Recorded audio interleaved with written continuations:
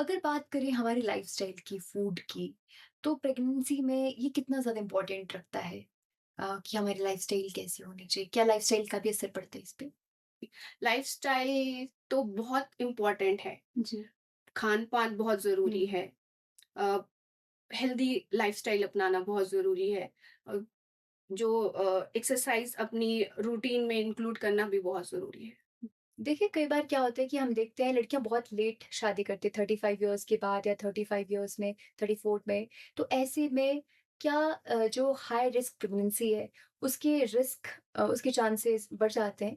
35 above जो risk factors हैं वो एज रिलेटेड रिस्क फैक्टर्स हैं, अच्छा। वो जी। बढ़ जाते हैं।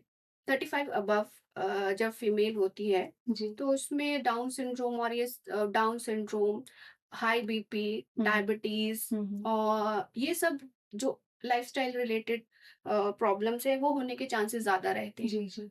तो जिन फीमेल्स की शादी हुँ, हुँ। एक एज के बाद होती है, जी, जी। उनको प्री कंसेप्शनल काउंसलिंग की हम सलाह देते हैं।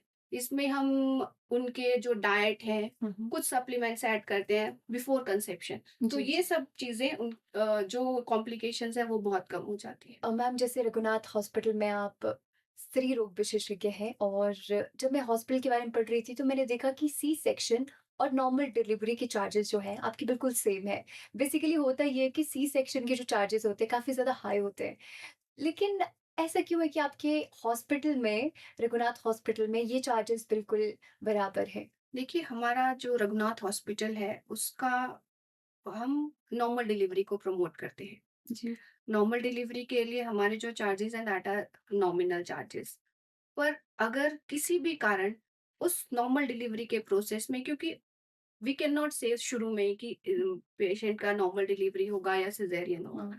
अब नॉर्मल डिलीवरी के प्रोसेस में किसी भी महिला को सिज़ेरियन की ज़रूरत पड़ती है, तो भी हमारे से मतलब जितना नॉर्मल डिलीवरी का चार्जेज़ है, उसी में हम सिज़ेरियन भी करेंगे, हम कोई एक्स्ट्रा चार्जेज़ नहीं लेंगे।